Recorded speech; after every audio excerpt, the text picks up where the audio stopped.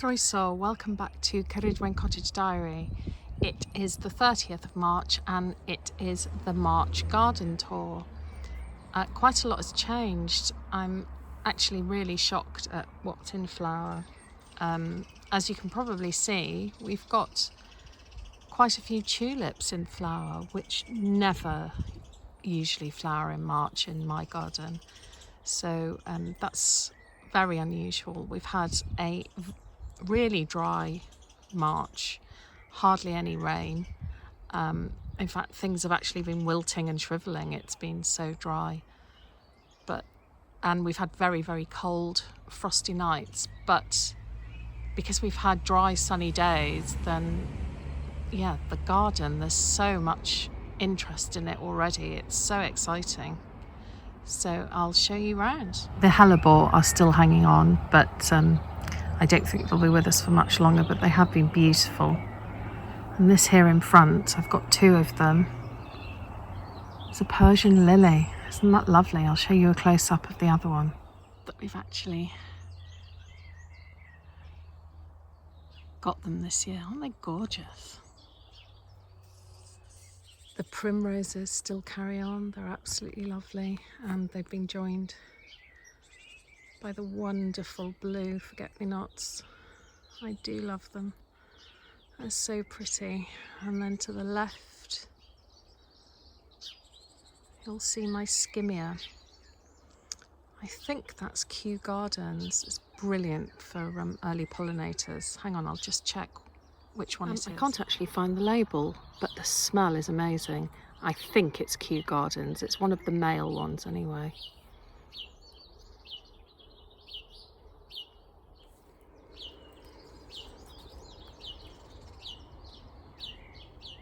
I don't know if I'd recommend planting this because it is a thug.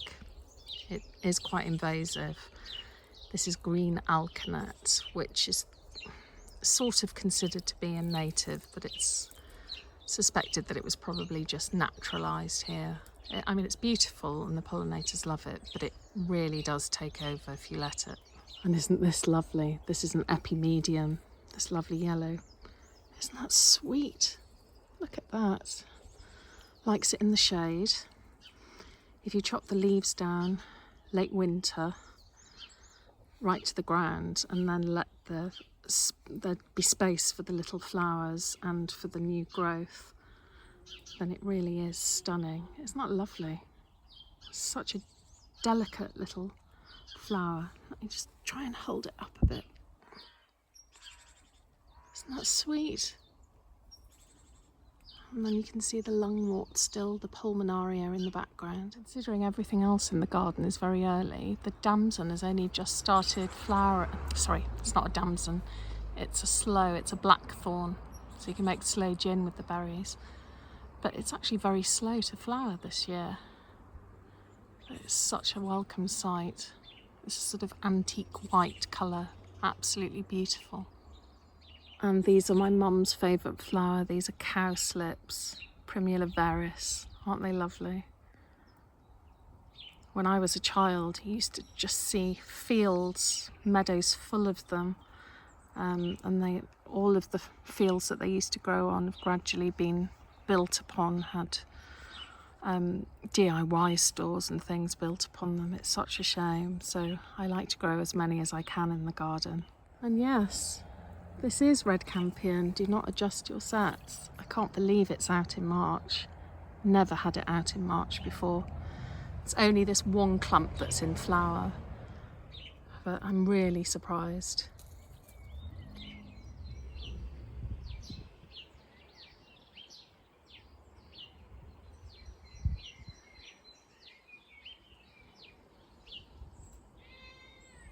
And then we've got this lovely narcissi here. I think I've already mentioned it. This is Thalia. It starts off as sort of pale yellow and then gradually turns white in my garden. It's really pretty. And then talk about dying gracefully. Look at that hellebore. It's Helleborus ice and roses. Just the colours. I can't even describe them. Sort of sunset colours, or almost like a bruise colour, but Really gorgeous.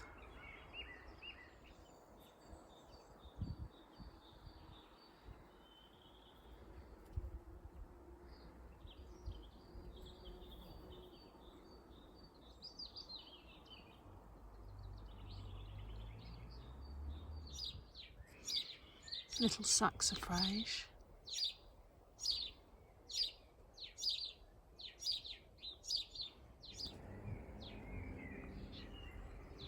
Here's the pond looking better for a little bit of rain.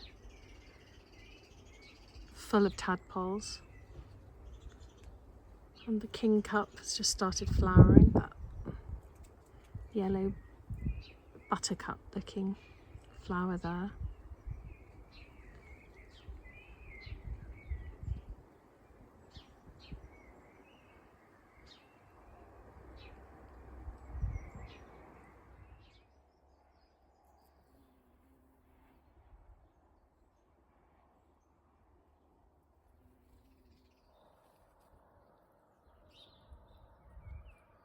That's a lot of tadpoles.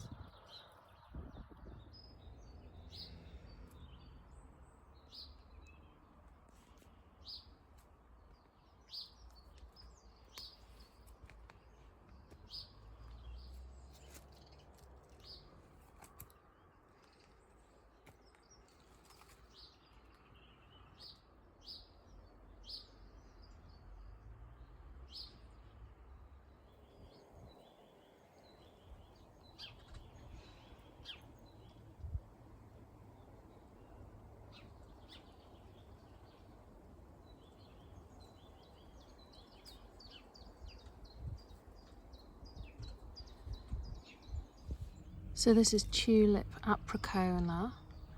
It starts off like this, very pale, pinky apricot. Actually, it opens to this very vibrant salmon pink with yellow middle and a sort of purpley black inside.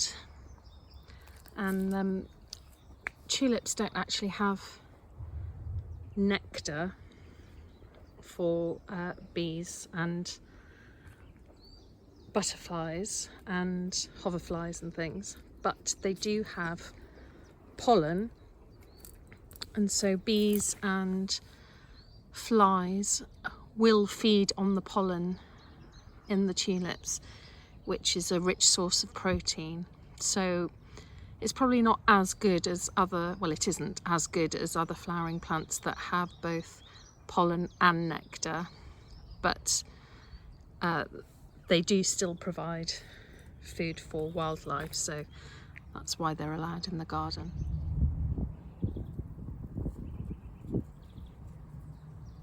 I'll show you the other tulips that I've got in the garden when they flower.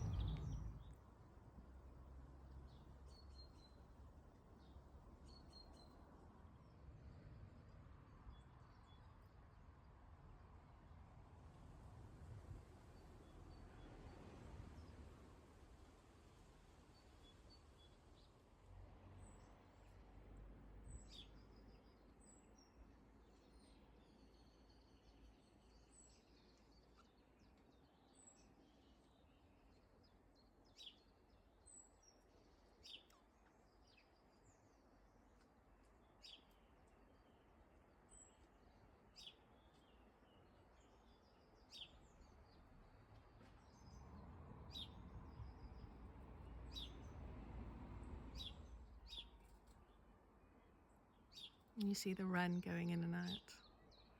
One of my favourite birds.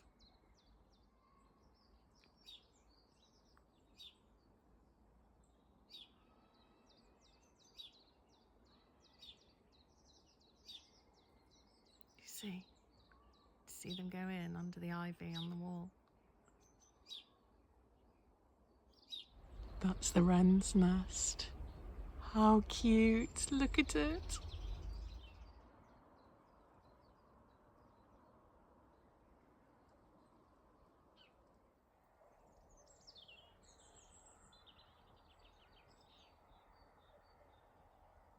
And the camellia is going over now, but it's enormous and it's given such a show, and most importantly, so much food for my little friends.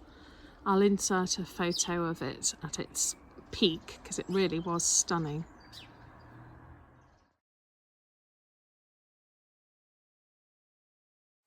And this pot has given Daisy and I so much joy.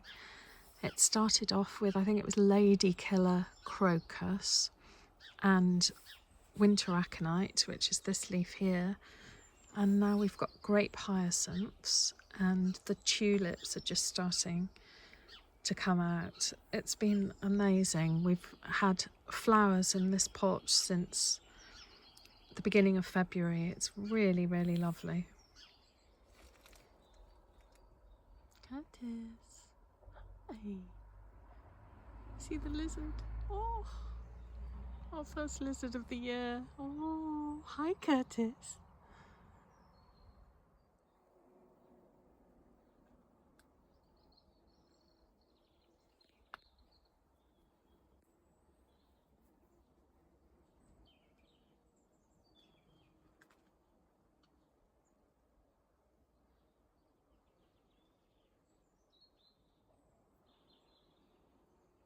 The lesser spotted moonbeam, hunting for catnip. Meanie, are you looking for catnip? You mustn't eat it yet, otherwise it won't grow big. Have you found your drugs? Have you found your drugs? You can't have it. You can't have it. It's too little. Come away. Come away.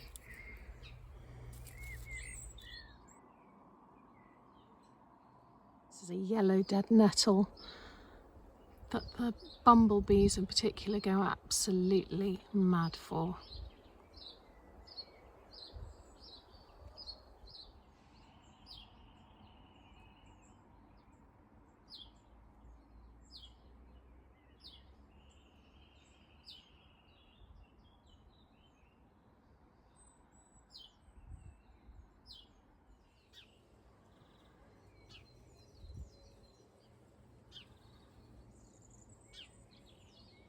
And this stunner is a grape hyacinth. It's not a grape hyacinth.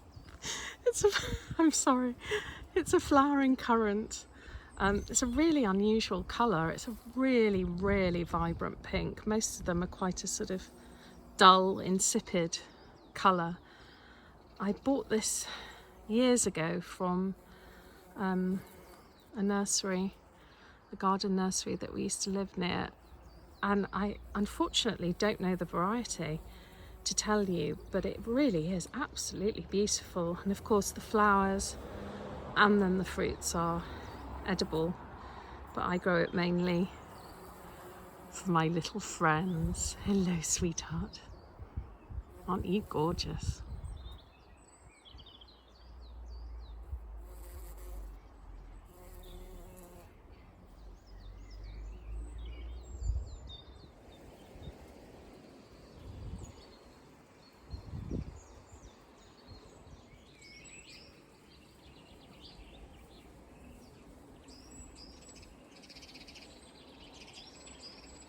The violets are, as always, completely magnificent. They're absolutely everywhere. I don't know if you can see.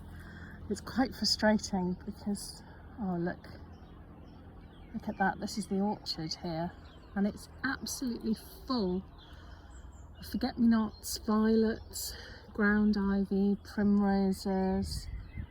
Let me pan down. Cowslips. So pretty, so colourful. It's but very frustrating that the camera never picks up on the detail, because it really is. It sort of shimmers with colour. Absolutely lovely. Oh, and also you might be able to see anyway that I have lots of dandelions, which I have deliberately planted. Yes, I did say that. Deliberately planted. Mainly for, again, my little flying friends, but also if we end up having a huge crop, then well, A, you can eat the leaves, which are very, very good for you, and you can make vegan honey with the flowers. So it's not actually honey, but it's like a sort of syrup that you can make from the flowers that tastes like honey or similar to honey. But I mainly grow them, yeah, for my little friends. But oh, there's so much colour. I wish I could have you all over to show you in person, because it just, yeah, it doesn't pick up properly. I know everyone finds it frustrating when they're trying to film, but I hope you can see enough to get some joy from it, because it certainly gives me a lot of joy.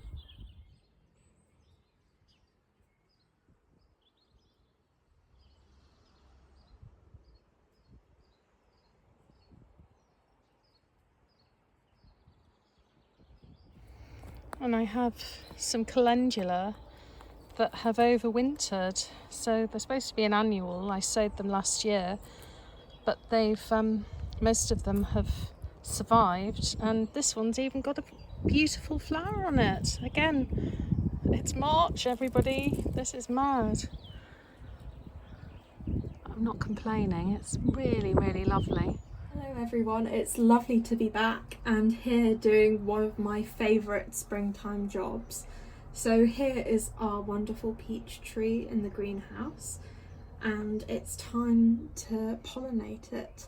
We want as many lovely ripe peaches as possible. So what I do is I've just got my little paintbrush and I'm going to take a little bit of pollen